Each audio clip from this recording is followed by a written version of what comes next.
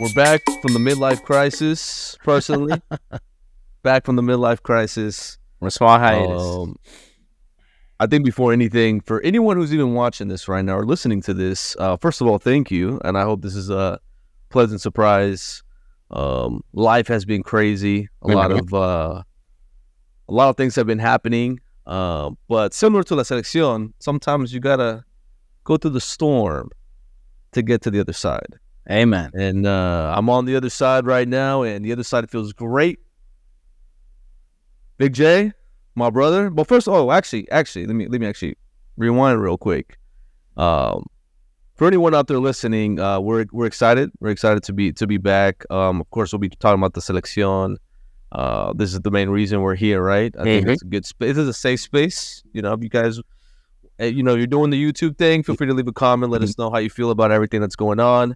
If you listen to this on Spotify or the Apple Podcasts, we appreciate the support. Please follow us on Instagram, Twitter, anything, let us know if you want to jump on. Whatever is happening, if you're in the area, if you're in the ATL, if you're in Charlotte, if you're in the Myrtle, please reach out. Once again, this is a program for the people.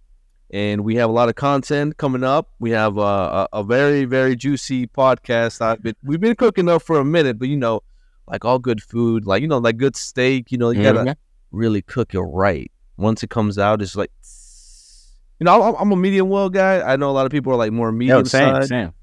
So hey, I don't discriminate. However you like your steak, it's all good. And we also have a vlog that we filmed a while back that we're excited to put out there. That's going to be something that hurt me, but Big J and company will love a lot. So it's going to be fun and just a lot to catch up on. But before we get to anything, man, Big J, please take the floor. I know it's been a little bit hiatus. I know you've taken some trips around the world as well, and glad to see you, man. I love the jersey. I think it's fly. It's looking good in the camera.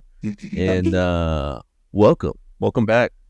Thank you, my brother. I'm happy to be back. Happy to see you. I know we've both taken some trips. We've gone through a lot of things, but hey, like you said, to bring it back, for all the people that are still following us, are still on the channel, we appreciate you guys. We have a lot of great stuff coming out, a lot of good content, and just thank you for the support. So, man, let's get into it. Selección. I know a couple months ago we were reviewing the Nations League prior to that semifinal, and now we're here. We are a week in a day departed from that debacle.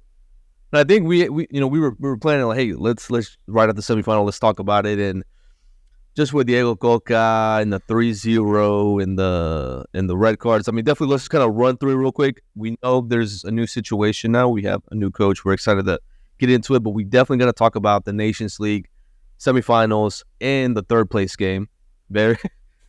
Just such a very weird place to be in as a Selección Mexicana fan, just having to deal with that. But first, let's talk about the matchup against the rival, USA. Big, what were your feelings that Thursday night as you were watching that game at home? Hell, I mean, I think like any other Mexico fan, I had a small bit of hope, but once it began, you saw the clear difference between the U.S. and Mexico. Just the quality of each player compared to ours. We had Antuna, they had Pulisic, Weston McKennie. I mean, Claudio Reyna. It was just such a better level from the U.S. and Mexico, and that I was just. From what happened, not only when we got scored on twice, it was just the attitude for the Mexican players is very, very disgraceful. Not from all of them. There were some that were trying to stop it, but I had never seen a terrible game like that in the 20-plus years I've been watching. I don't know if you can remember one as embarrassing as that one. But not only the way we lost, but the attitude. That's what I didn't like about the players. That's not us. That's not what Mexico's about. So it was just very embarrassing, very, very saddening to see our team go out like that. I think the worst one besides this, and even though I think this one being against the U.S. is a bit more embarrassing, but of course the 7-0 against Chile in the Copa America 2016, that was definitely it awkward phase. And either way, though, we were like in the middle of a process. I mean, we had a solid team. It was just a really weird situation. But this one here, yes, it was really awkward. Look, let's be clear. And I kind of not to compare apples with oranges, but USA, something that when it comes to soccer, the beautiful game of football, I feel like it's all about chemistry, right? Mm-hmm. So USA has been playing with pretty much the same squad, very consistent, same goalie, shout out to Miles Robinson. Unfortunately, he didn't make the World Cup, but, they always have those two center backs with, like, Zimmerman and Miles Robinson. Like, they had those solid, too. They got, like you mentioned, Pulisic.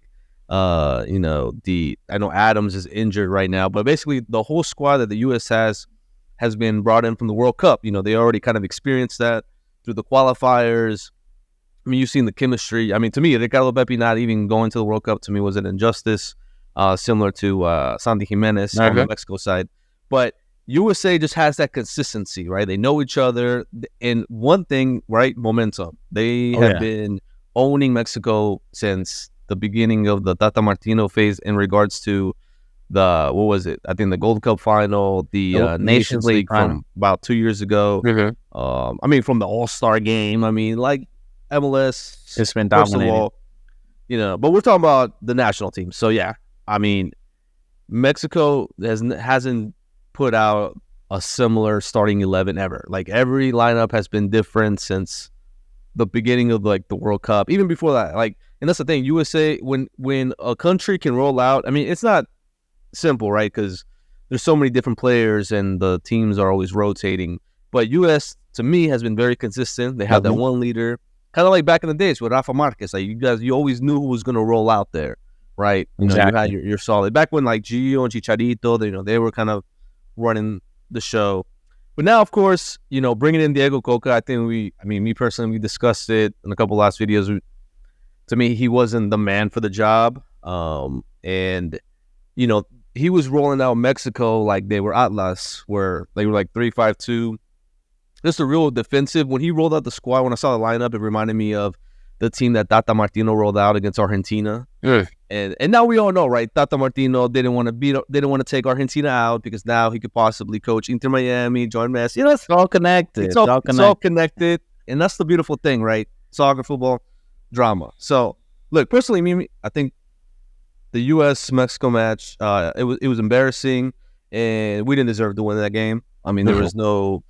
I don't remember even getting close to, like, the goal. So, I mean, those are my final thoughts on that before we move on to the Panama match. Do you have anything to finalize on that?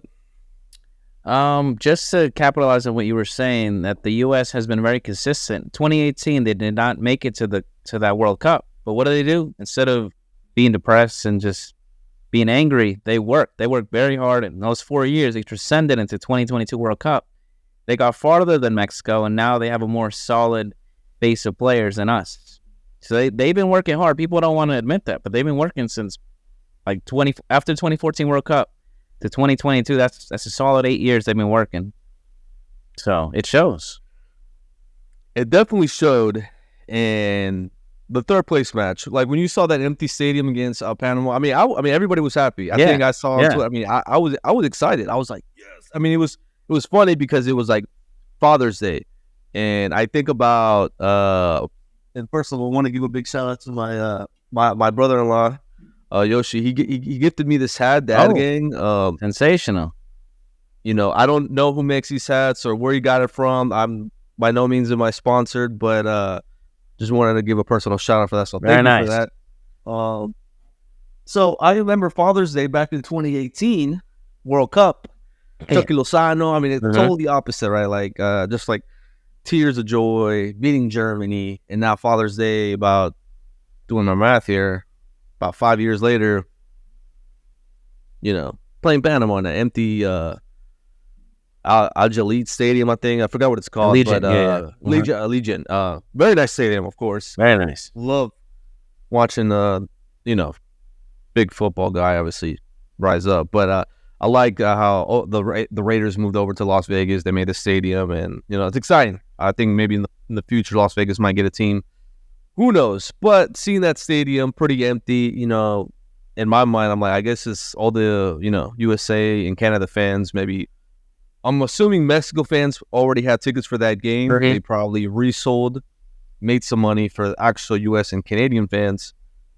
And I don't want to sound, I was so frustrated. I didn't really watch the USA Canada game like that. I did watch the Yeah. highlights. I figured US would Uh-huh. do their job because in the end, to me, Canada's still not there, regardless of what happened. In respect to Canadians, Yeah. I enjoy some Drizzy. I mean, who doesn't? The Weekend, crazy show on Max. But Mexico, the fans not showing up, great. I think that was amazing. Us as Mexico fans, it's hard to us for not to go to the games, right? Because, it's not every day we get to see them. So when they're around, the fans go crazy.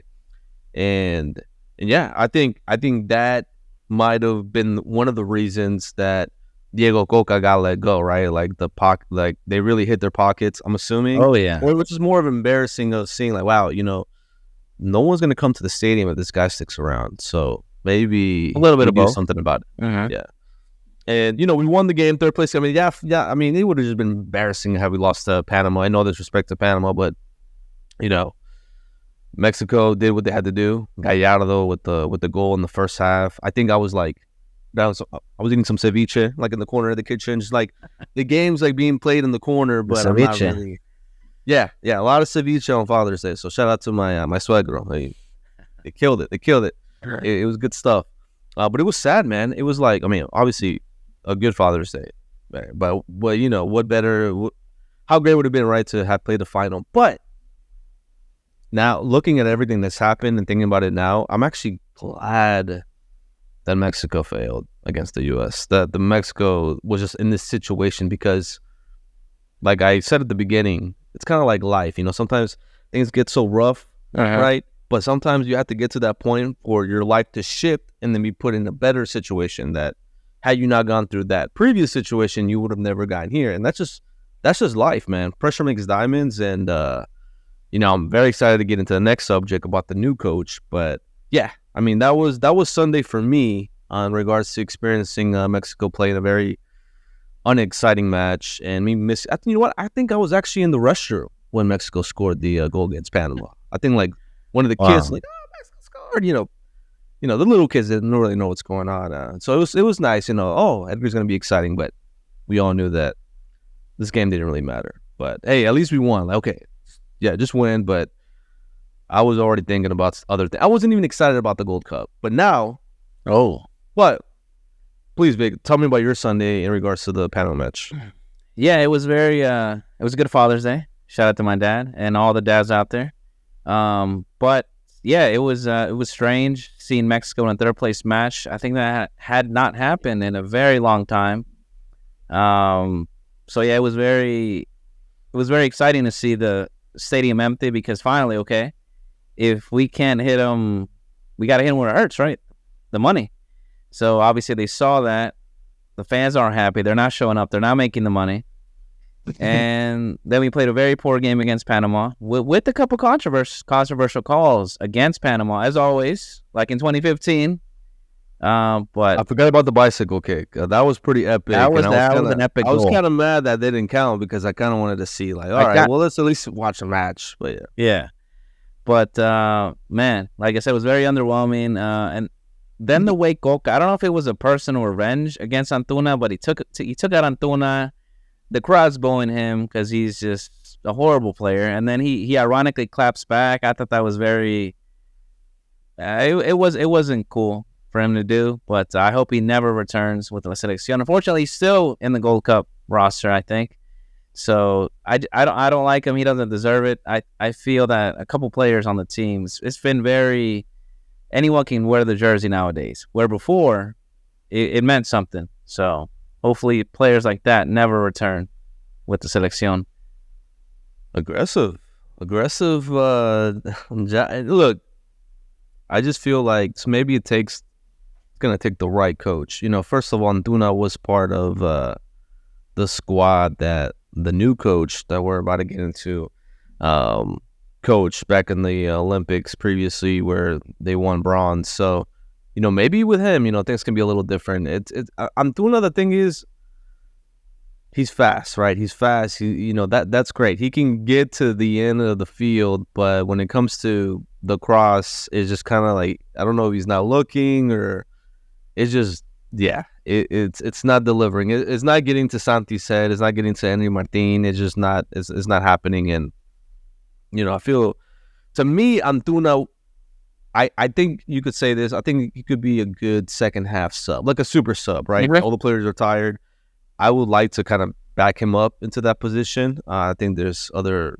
We got Orbelín Pineda. We got some other players in the ranks.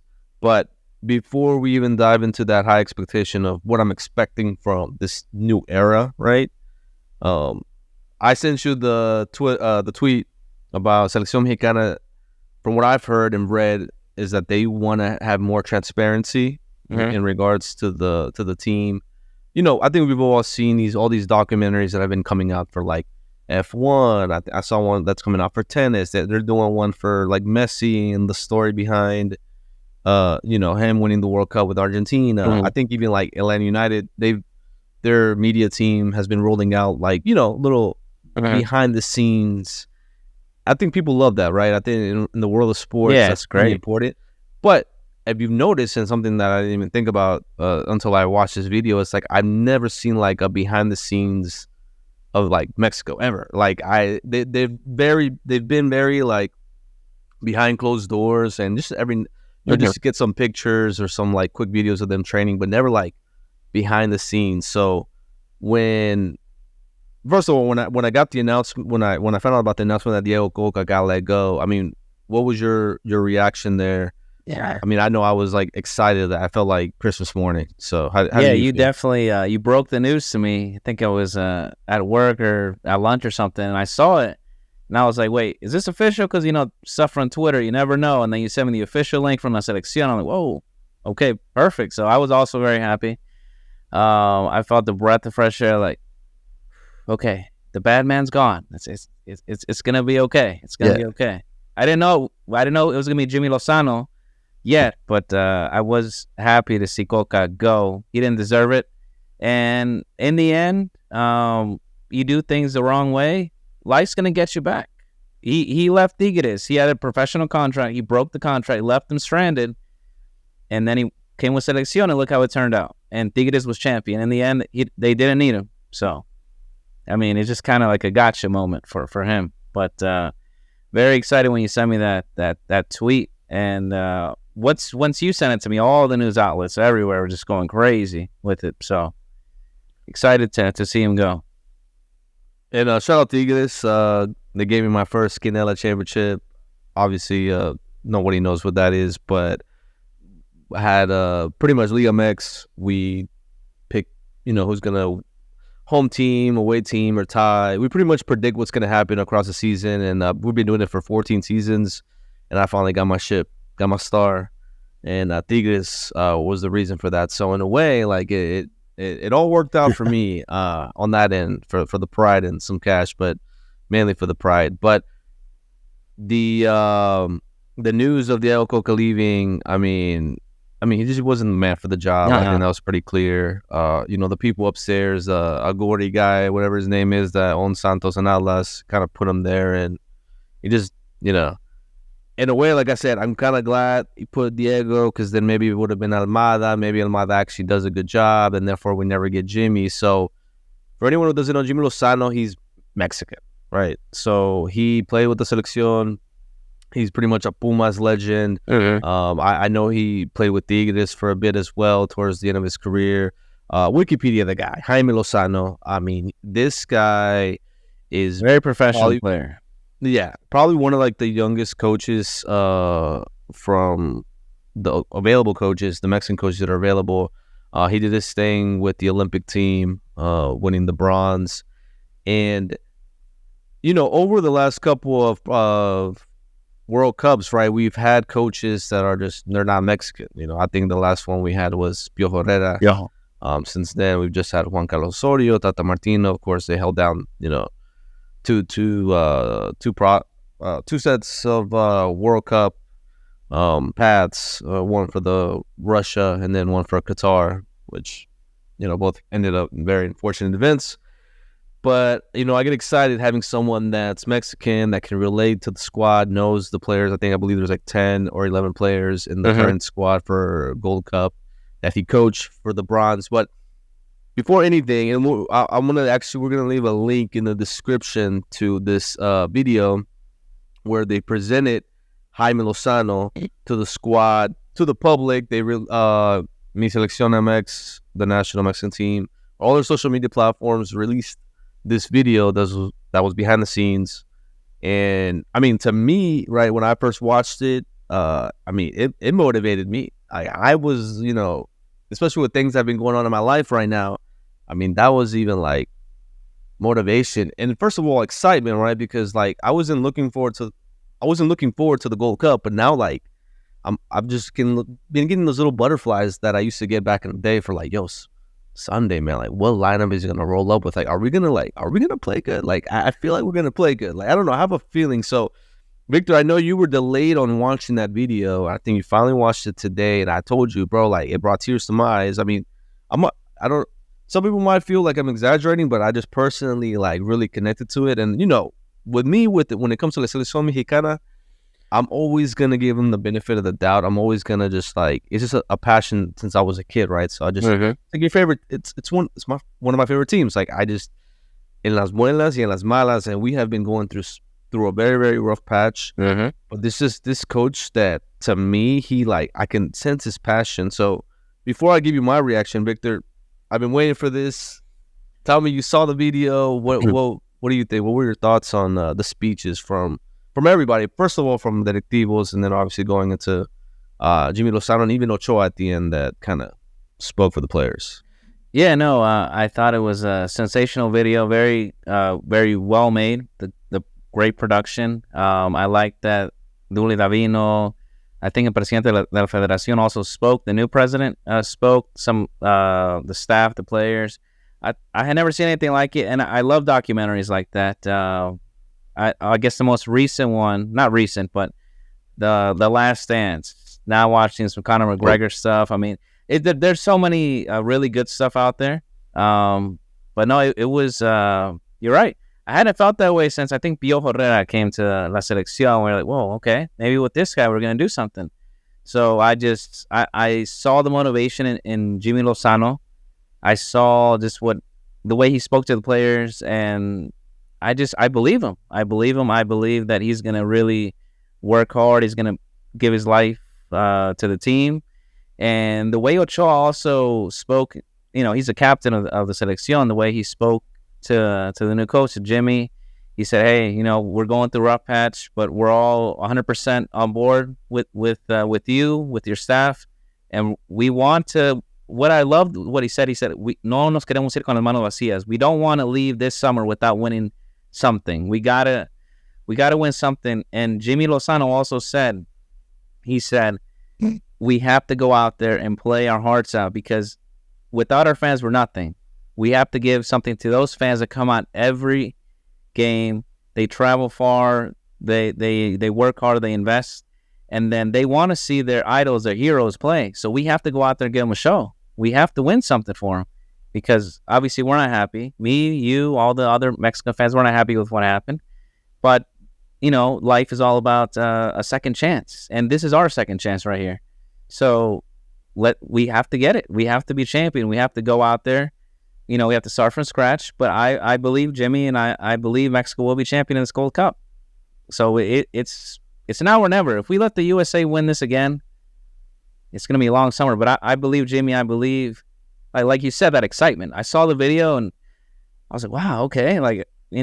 Obviously when we lost to the US, I was bummed out as you were, mad, angry. But now it's that new, oh, okay, wait a minute. It's a new opportunity. So very excited, very, very excited. Yeah, hearing Jaime Lozano speak, that's like, I think when it comes to like any type of a job or a business or an organization, anything, when you have someone leading, right, and is speaking firmly and like truly showing passion in what they're doing and caring about the people they are working with and really like truly caring. That's like what I got from his speech, and it was something that impacted me. And I can't imagine like the actual players sitting there. Like, I would hope, like, man, I'm assuming they're like, yo, we gotta play for our coach, because first of all, this story, and people have across the web have mentioned this, but this the story is very similar to the coach that arrived for Argentina. And I don't know if you can. I'm drawing a blank to Scaloni. Yeah. He came in as an interim coach, just like Jaime Lozano is coming in right now, right? And it ended up working out all the way to him winning the World Cup. So, I'm not trying to get ahead of myself, but I love feel-good stories. I love underdog stories. I think, we're an underdog story, right? We're just trying to enjoy what we're doing, and, hopefully something happens, and that's life, right? I think if you never try, you'll never make it anywhere. So I think as long as you keep going, and the fact that he's getting this opportunity, maybe they weren't giving it to him at the beginning, but now this is his shot, man. I think if he wins Copa Oro, I mean, he has to stay. Let's keep going. Like, why would you cut that process? Like, something like, the media has been saying that, oh, there's a lot of, there's doubters, there's everything, right? You're gonna get a little bit of everything in the world. Some people want him to, like, yo, if he wins, he has to stay. And then some people are like, no, they're still looking around, just in case. And I get it, but to me, if Jaime Lozano wins like the Gold Cup, like if he makes this happen, he has to stay, man. He has to stay. They have to sign him for 2026. They have to. We gotta go all the way, man. Because come on, man, like, you're picking up like broken pieces, and you could put this together. And I don't care that U.S. has the B squad. Even better. I mean, there's no even more excuses. Let's win this thing, and then, you got Copa America. Like that'll be a whole nother thing. And it's a weird time, but like, why not Jaime Lozano? I think. I'm with you. I think he's gonna win it. Yeah, I think he needs to be given the opportunity, regardless. It's just like and look, we're gonna see Sunday. Like Sunday, I just want to be convinced. I want that to be that, like, yep, like regardless. I know Honduras is not in a good state of mind either, but I wanted to see fun soccer, like fun football, like just like how Selección has always been. Like, no matter what the rival was, they would always play with their heart. And that's what I'm expecting from this team. Now, to add on to what you're saying, Tata Martino, maybe because he was a foreign coach, he lost the Nations League to the U.S.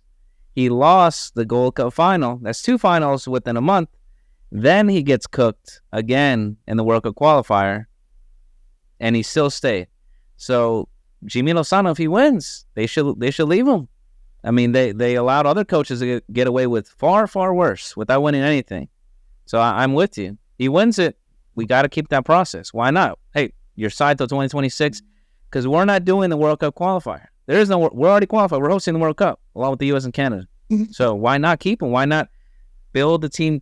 Let's take us to 2026. Yeah. Like, from now, we have 1 year to build up to the Copa America next summer, and let's really compete. Why settle? Oh, we're going to be in the group stage. No, let's compete. Let's be in the top 4. Let's try to win this thing. Let's be competitive. Why not? Why are we going to cut the process? Bring Almeida, bring someone else? No, let's keep Jimmy. If he does a good job, like you said, he picks up broken pieces. We're in a terrible state right now. If he's able to turn this around and win the Gold Cup, he should stay. I wouldn't accept anything less. 100%. And I'm gonna ride on that wave this whole Gold Cup. Like, I'm just gonna ride on that cloud and be like, yo, like, I need this to happen. Like, I like the guy. I mean, he just the way he speaks. And look, based on the speech, looking at Davino, like the Directivo, like when they were like presenting him, it seemed like there was like I don't know, you couldn't fake it. Like, they could tell, like, yo, they have hope. Yeah, like, I think they want this to work. And I think it's gonna work out. I mean, and look, the proof in the pudding, man. Like you said, like Scaloni, man, Argentina, like it's happened before, and they showed all these examples, like the Spain coach, like all of them, and and I know these like younger divisions in other countries, maybe they're a little bit more organized, right? In Mexico, there's a lot of corruption and all this, but like, I feel like he's like the diamond in the rough. and this could be big, man. So I sense the momentum, and I think things are gonna happen, man. So let's close it off with the Gold Cup begins this Sunday. The dream, todos in a Lamborghini. That's what they're saying, yes, sir. on the Twitter. I'm on the train, man. I'm on the train. I don't care. The kids are gonna be wearing Mexico jerseys. Like the passion is back. Like, I'm treating this like it's the World Cup. Like, I don't care. Like that. Cállenme, like you would say back in the day. Hashtag cállenme, all caps. Exactly. Like, I think everybody just needs to, like, jump on, and it's all believe, man. Come on. I'm excited, man. I'm excited. Like, I'm ready. I'm ready. I want to see. I don't care. I want to see, like, 4-0. Like, there's just playing beautiful, good subs, good chemistry, some new faces, some new players. I don't know what's gonna happen, bro, but I'm excited. So, Likewise. I mean, how you feeling, man? How you feeling about Gold Cup? I think you already said it, but Gold Cup wise, like, group stage, step by step. Got Honduras, Haiti, Qatar, obviously, or Qatar, however people want to say it. But, first of all, I guess we could talk about Honduras first, but definitely give you a summary in regards to how you feel about the other two teams. Yeah, no. I mean, I think if he would have kept Cocca, kept it going, like I told you before, I kind of let my emotions go sometimes. No. But I told you after we lost to the U.S., I said, you know what? I'm not even gonna care about I'm not even gonna watch it. Like, more of the same, I'm not gonna watch. But now we have a new coach. I watched the video, and what I loved about the speech, not only did he talk to the players, he said, "Hey, it's not just me, my staff, and the players. There's like 60 other people that work here that make it possible for everyone this whole machine to keep going." So I like that he included everybody. And against Honduras, man, I agree. I want to see new lineups, new faces, new strategies, new attitudes from the players. And the players are excited as well. Like, hey, maybe someone that was on the bench like Cordova or other, Santi Jimenez, now they're gonna get the shot. Like, hey, the coach knows this, and they're gonna come out with that new attitude. We gotta beat Honduras. Actually, not. We're going to beat Honduras. I don't know by what marcador, but I want to see them play well. I want to see them have a good time, a better attitude, and Haiti, with all due respect, I think we should beat them with no problem. Qatar, that's going to be a fun match. They're the previous World Cup hosts, so that's going to be fun. I believe Mexico could go on a 3-win run, without exaggerating, and then we'll see what happens in the next round. But I think we should easily caminando, no? Caminando. Let's go back to those days. Those were great days. 100%. I mean, I want to see, like, goals, and then, like, players running to the coach, hugging the coach. I want to see that type of energy. Like, that's what I'm hoping. I mean, me personally, look, and Jaime Lozano didn't make this list. This was, I guess, Diego Cocca. Who knows who really made the list in the end? We really actually never know who's making the list nowadays. But Jaime Lozano's going to work with what he has. He's going to make lemonade out of lemon or whatever the phrase you want to use. He's going to make agua de horchata with however you make agua de horchata. Because I'm drinking agua de horchata. And that's how excited I am about Jaime Lozano. I'm drinking agua de horchata. Okay? Because that's the era we're in right now. Yeah, for sure. I get in the group stage, caminando. I mean, I'm hoping. I feel like the players have a new sense. It's just like a new momentum. It's like when you're starting something new, you're excited. You got the new car, or the new fresh kicks, or the new cut, or the new job, or the new place, or you're on vacation. You just woke up. You're like, man, I didn't even realize I wasn't home. I'm in Mexico, or I'm in Puerto Rico, or whatever. Like, it's just like, it's a new era, man. It's a new era. We're back. Mexico's back. It's time to get it. I'm excited. 100%. Looking forward to what's coming. Any closing words, Mr. Vic J? All I'm gonna say is, Tri de mi corazón, vamos México, y yo sí creo.